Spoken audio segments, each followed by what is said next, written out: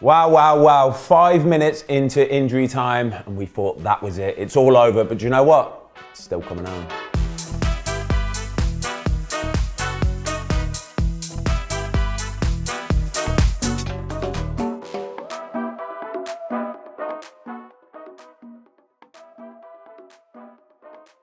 Fozzie, you say it's coming home. If it's coming home, it's going to be in the back of an ambulance, plastered, casted, with an IV drip. Tell me what you made of that last night, mate. If it comes home, mate. Yeah, it was painful last night. It was painful last night. Somehow, from somewhere, well, we know somewhere, it's Jude Bellingham, a little bit of magic. But for genuinely 95 minutes, it was a tough watch. For me, you could play people in what positions you want to play them in. You can talk about tactics, formations. But for me, it has to be the mentality. The mentality was the big problem last night. We didn't look like we wanted to really impose ourselves and really dominate the game and really do that little bit extra, which is what scores you goals. You know, beat your man, drag somebody out of position, get across in first time quickly. We just looked like we wanted to do it really structured and take your time and nice and calm and composed. And at this stage of the tournament, lads, that's not going to win you games. No, it was a really, really painful watch. And I have to say, when the guy put 6 minutes injury time up, I just thought that was just going to be an even slower death for us, to be perfectly honest. I was surprised at 6 minutes, by the way. Yeah. I was really surprised at 6 minutes. I would say maybe the guys will find it, but we've been to quite a few other games and we've watched a few on the TV. 2 or 3 minutes has been the max. I know. So I was pleasantly surprised, but I just thought it was going to be another 6 minutes of pain. I think it left more questions than answers for me, but the reality of the situation is we've now got a quarter-final against Switzerland, who looked a really, really good team against Italy, I might add. But we've got an opportunity, and somewhere, somehow, these boys, and Bellingham in particular, on a couple of moments in the tournament, he is dragging us over the line. That's what makes the difference, though, isn't it? We've been totally bang average, and we got away with murder last night, but this is when the big players come out. This is the big stage, and the thing I thought is, and I know, well, you tell me, guys, is it instinct? Is that natural instinct that the ball's come in and he's bicycle kicked it? But he's got to have a set of bollocks to do that in the 95th minute with how we've played all tournament, hasn't he? In fairness to him, it was the only option he had. Like the overhead kick, it's something that any half decent player in that position, it's the only thing that you can do. But it's just the way that the goal came about. Like I say, we spent 95 minutes, and obviously the first half injury time as well, trying to play this structured pass side football. Got us absolutely nowhere because nobody had the nous about them to try and beat their man or get a real quick cross in. And the goal comes from a throw-in from Kyle Walker, which, by the way, looks an absolute weapon.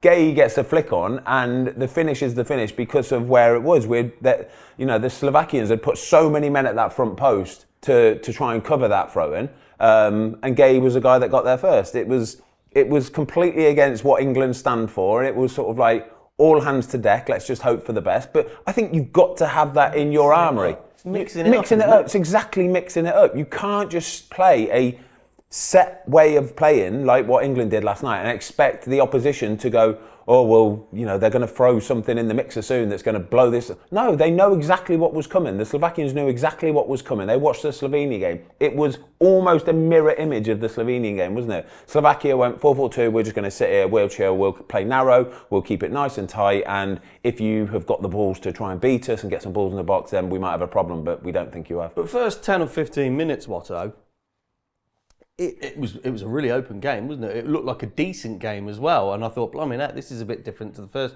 few games, but they gave it a good go, didn't they? No, I thought that were going to give us the better opportunity because I thought they obviously would have had respect for England for sure, but we've mentioned on previous programmes how much the opposition always raised the bar for the game against England, but they certainly played against England with no fear. I think their coach got his tactics right. They were matched up in decent areas against us, and I thought for 10 minutes I actually thought they had the better of the game.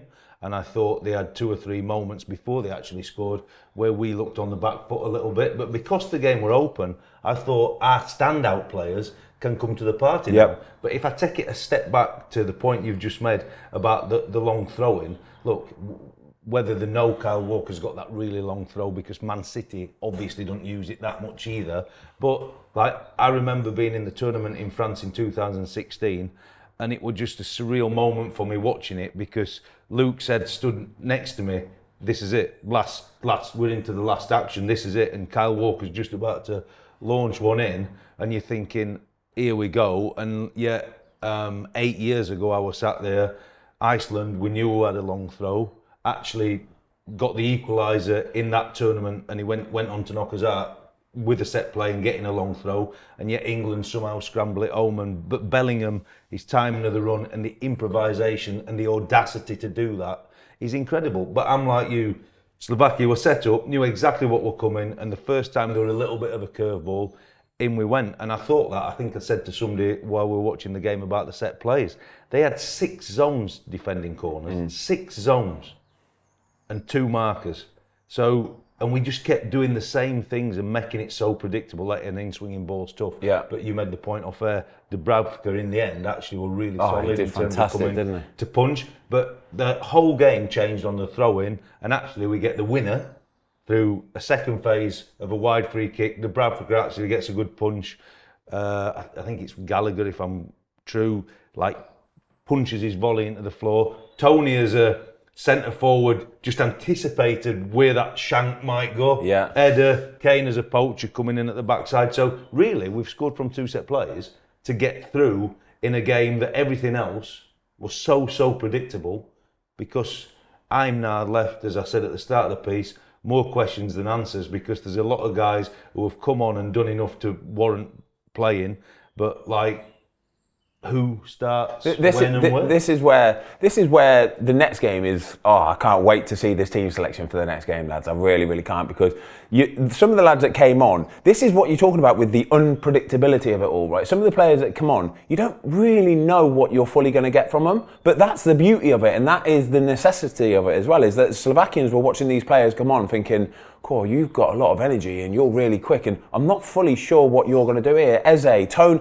how good was Tony when he came on last night? It was a completely different style of football, wasn't it, for us? Getting the ball up there, Tony holding his man off, bouncing it down off him, he would keep hold of it, bring others into play, gets us up the pitch.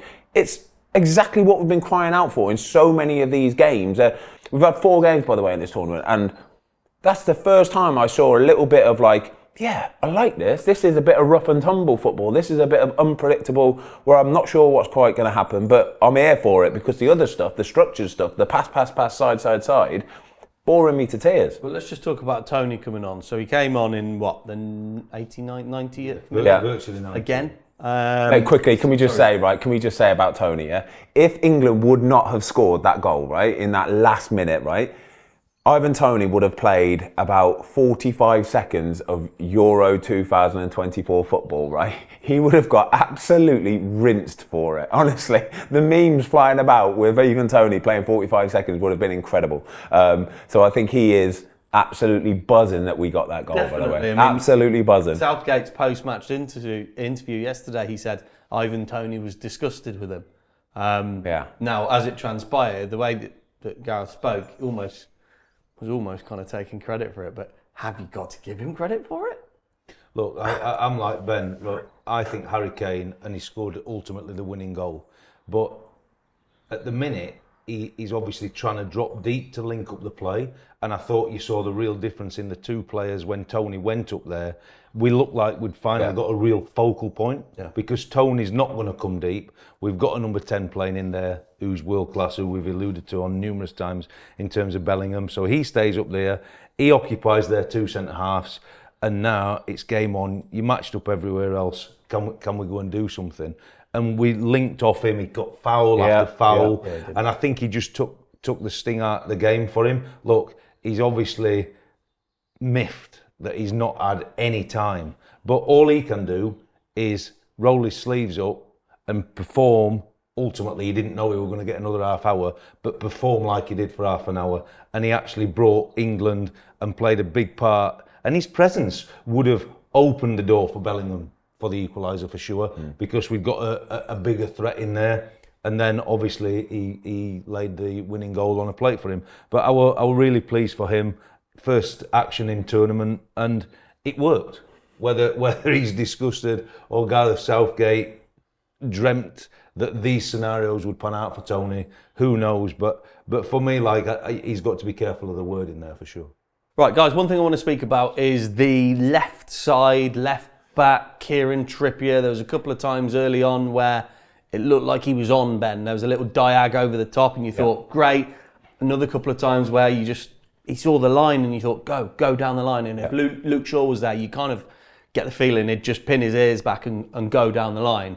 What more can be said about this kind of Trippier thing? Because it's not his fault. He's doing a reasonable job there, but surely it's round pegs in round holes. Yeah, it is. It's a balance thing. It's I think that Kieran Trippier is not a necessarily out-and-out attacking fullback anyway. He's not the guy that's going to get all the way up and down and get balls into the box. And but watching the game last night, again, going back to what I said earlier about sometimes you just got to mix it up and sometimes you've got to play what you see. And standing in the stadium, looking down at that pitch, and it's a much better aerial view from us, isn't it, from that position. When you're down on pitch level, it's hard to see where players are and distances and all that. But from where we were standing, the amount of times that Kyle Walker had the ball at right back and you had Phil Foden hugging the line or Kieran Trippier hugging the line, and the right back for Slovenia was so far over. I'm talking on the halfway line, the kick-off circle, that's where he was. There was so much space and we still didn't put the ball over for him. We could have put that ball into space,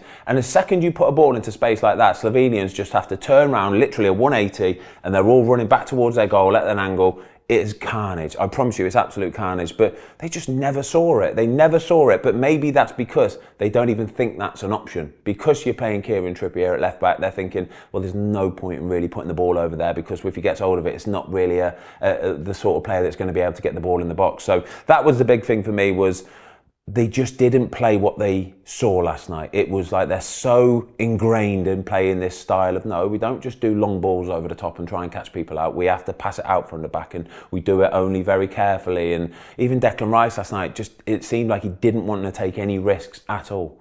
No. Well, the Trippier one, we've spoke about it probably on every show, and the deeper England go into the tournament, and it looks at the minute, I have to say that Shaw cannot be fit. We've been here 2 weeks as an England team now. They've played 4 games in 2 weeks. That game last night went to extra time and Shaw's not had a millisecond. I think if Gareth Southgate could rewind the clock to when he actually picked the final squad, I think he has to be honest with himself. And when he's watching the game, he must think he's missed a trick. Whether he picks Tyreek Mitchell or you could roll off 3, 4, 5, a dozen more, it does not matter. Looking at what we see now, and hindsight's always a wonderful thing, we should have picked a natural left back, and you can open the door on Maguire didn't come because he said he wouldn't be fit.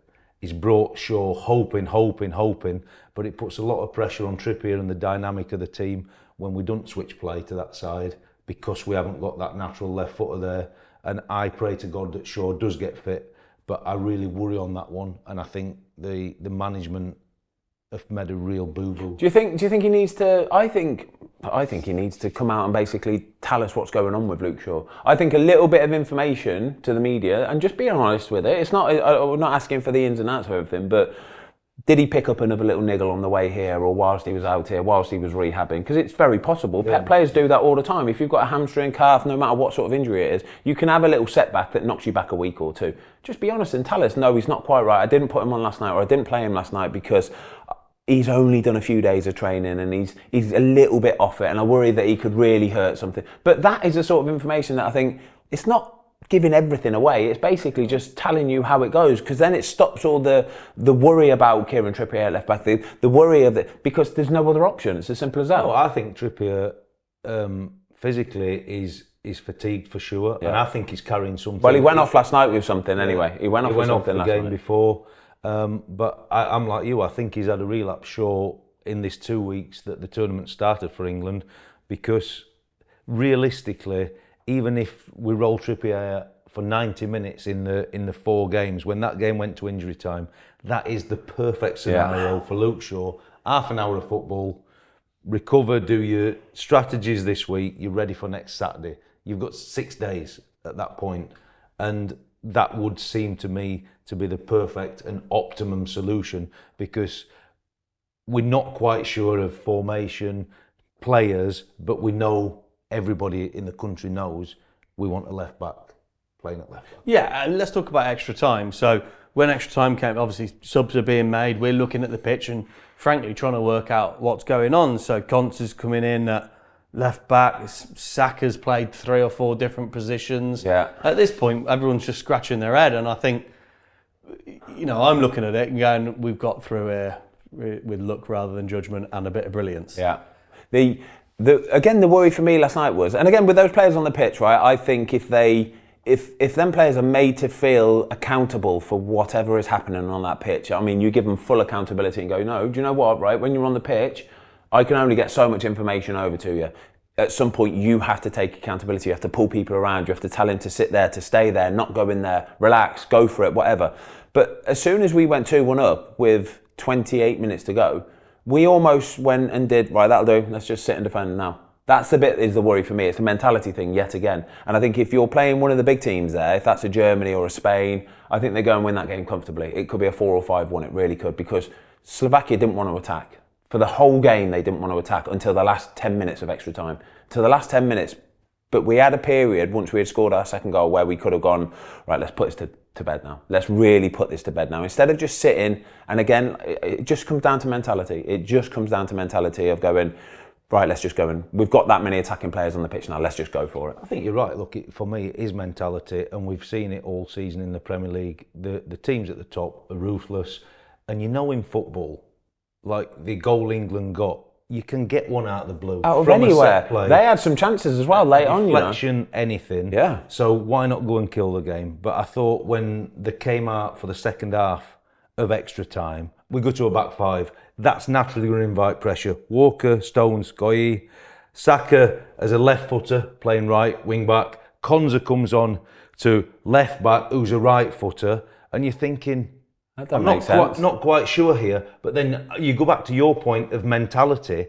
But the Slovakians are going to throw everything at you, and we end up in such a deep block at that point.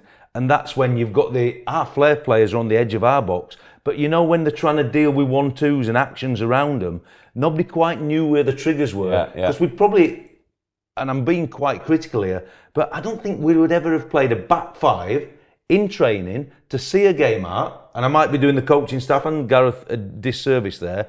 But if they'd done it, it certainly wouldn't have been Konsa left back and Saka right wing back. And then you've got the flair players in front of them in terms of Gallagher's then come on, Palmer's come on, and defending for them lads is not a natural trait anyway.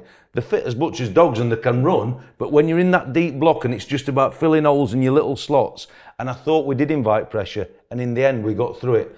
But ultimately, I know we've spoke about the Trent situation about playing him as a sitter next to Rice in midfield, which is a whole new conversation. But at that moment, surely do you not take Saka off and put Trent Alexander-Arnold at right wing back, where I know it's wing back's different to right back, but in essence you've got a defender in that position to see that game through for you, because I thought we were right in that corner and near the end they were whipping a couple of crosses into that far post, and obviously Kyle Walker's not the biggest, but he's a good fullback, but he's now playing your outside centre half, and Saka's coming in at that point, and you're thinking, if they get a good ball onto that far post, we could be in trouble. So it looked as though we were really inviting pressure. Yes, there were 2 or 3 moments when we were going to have massive counter-attack opportunities, playing into Tony and linking with the speed and pace and the attributes everybody had got going forward. But we got through it somehow. Could we play a 3-5-2? Could we ever consider starting a game at 3-5-2? Well, we've got. Is it too late to do that? Do you need weeks and weeks of practice? Well, we've got just consider before you answer this question, Watto. Obviously, Gahey missed the next game, right? Yeah. So Gahey's out for the quarter-final. That'll be Konsa coming in for that, right? Yes, I would assume, but I have to say that he's yes. We've waxed lyrical about Bellingham this morning, and obviously he won us the first game of the tournament, and he got us out of jail last night.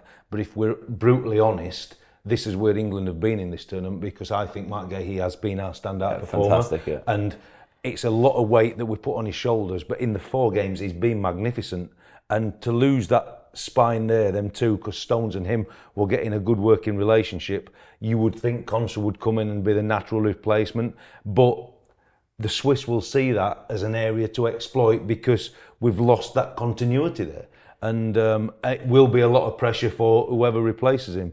But I think that's a huge loss. Can I just quickly touch on Gay? There was something I noticed about him last night which I absolutely loved, right? This sort of stuff doesn't get noticed or spoke about, but it's really important. So the second half of extra time kicked off, and we basically passed it straight back to Jordan Pickford, and they were still having like a little bit of a mothers' meeting on the edge of the centre circle. Some of the England players were, and one of the Slovakian players just went straight through the middle of the pitch to shut Jordan Pickford down. Mark Gahey is the only one that noticed it. Yeah, I promise you, watch it back. He's the only one who noticed it and literally cut that run off diagonally and just got in his way, just stopped him shutting Jordan Pickford down. Like I say, it don't sound like it's much, but what it does do is it gives Jordan Pickford an extra 2 or 3 seconds to get his foot on the ball, get his head up, have a look, and try and pick somebody out. Instead, if he didn't do it, he's got a player hurtling down at him, and he's just got to kick it in a rush as quickly as he could. Mark Gahey was the only player who saw that. Those little things, honestly, you can't teach some players that sort of thing. You've got to have that inbuilt, and he noticed it so quickly. An extra 10 mil on the transfer honestly, value. Brilliant. I think he's been so good. Everything about him, so nice and calm and composed. Let's continue to talk about the positives, because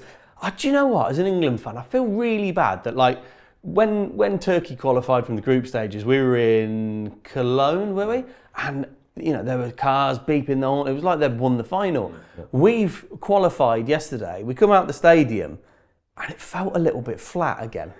And yet we're in the quarterfinals. So I think we need to try and just talk about the positives. I mean, when Conor Gallagher came on, I'm not saying it was the greatest quality, but he was busy, he cut down, but he was industrious, he worked really hard. And then Palmer's the big one for me. So Mainu, we'll come on to him in a minute, but at what point has Palmer got to be given a start? Because what we were screaming out for was somebody to look at their opposing number and give them a go, run them. And he did that a couple of times. He has to start the next game. No, it's as simple as that. Well, he has to start the next game. If you go on your thing, can we play? I wouldn't say 3-5-2. I would probably play 3-4-3. Yeah. So you get Kane as it would be, because then it can be a straight swap for Tony or what. It won't be a 3-5-2 because he'll never play 2 up top. Yeah. He'll always be the one man up top by himself. Exactly. So I think then you'll go on to the debate in a minute if we play 3, because we're worried about who might come in. Walker can play on the outside on the right for sure.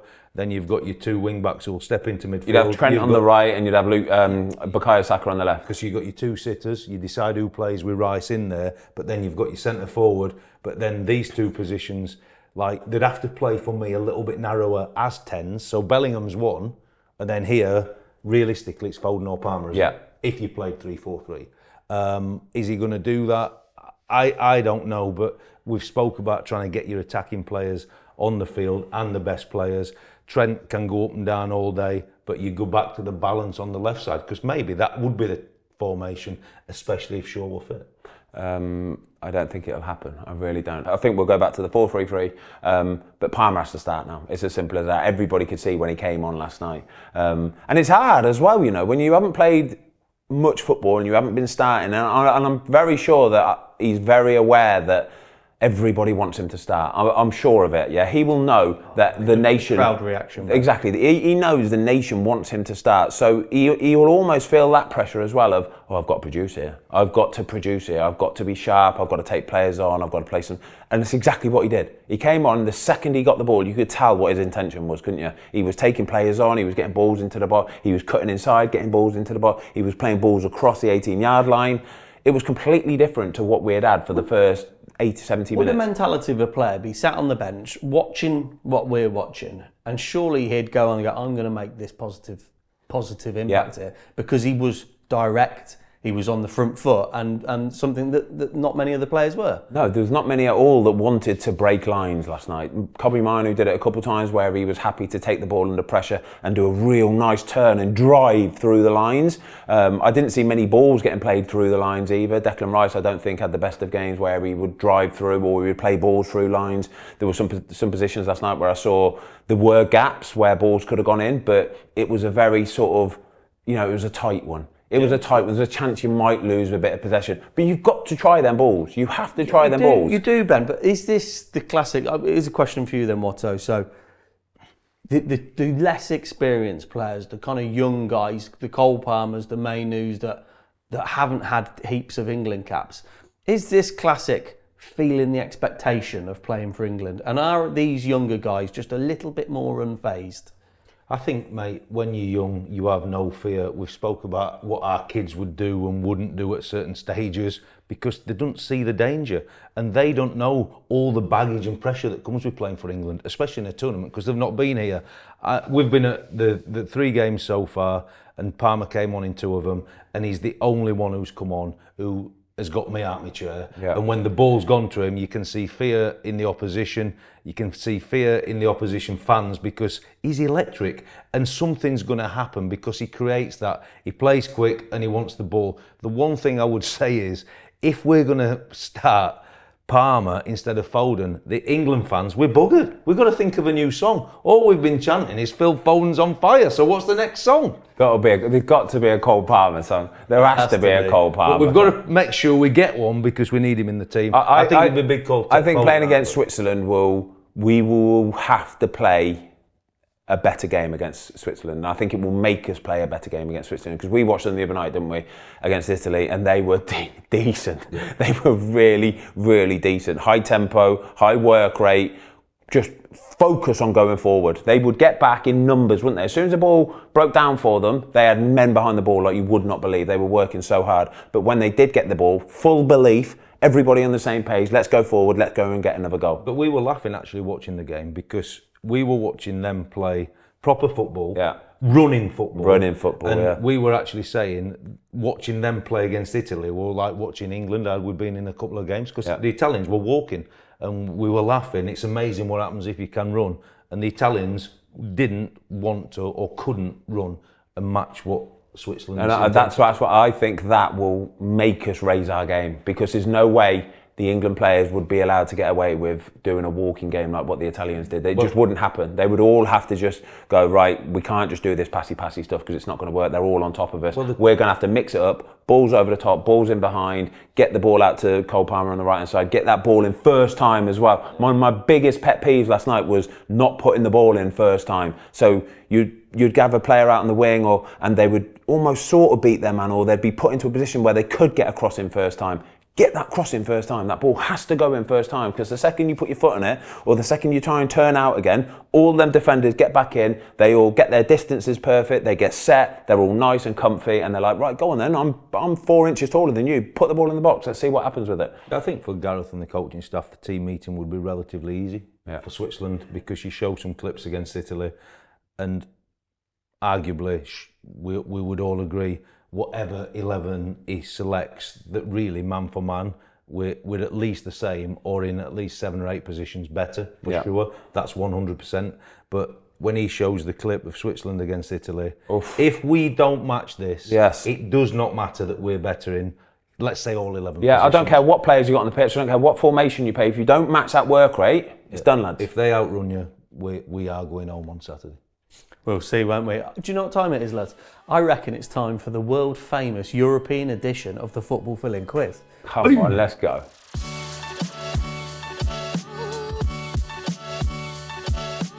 Right, guys, 10 Euros questions. Are we ready to go? Yes, sir. Come on, Jamie. Yeah. Come on, man. Question 1.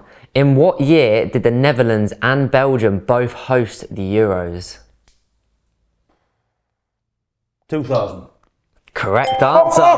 From nowhere! You were going to say that, weren't you? I could feel there was something coming there. I was just trying to figure out the cycles of years and my maths was too bad. I didn't want to say a World Cup year instead of same. 1-0 to Watto. Question 2. Which city is hosting the Euros final this year? gonna have to go to VAR. You couldn't tell either. Definitely me. I'm gonna give it to Tom. Is it definitely Berlin, yeah? Yes. Berlin is the correct answer. Yes. I can honestly, hand on heart, say I've got the first bit out first. Okay, I'm gonna give it to Tom then. I'm not going to argue with you, Tom. I knew the answer. You beat me by a millisecond. Question 3. Which country did Spain defeat in the Euro 2012 final? If not to Georgia. Italy. Italy is the correct answer. Everybody is off the board with 1 point. Come I on. had to jump the gun We're and better today. Better anticipate the today. question. Yeah, I know. Well, I've been there so many times, mate. Question 4. Which nation has scored the fastest goal at this Euro tournament? Albania.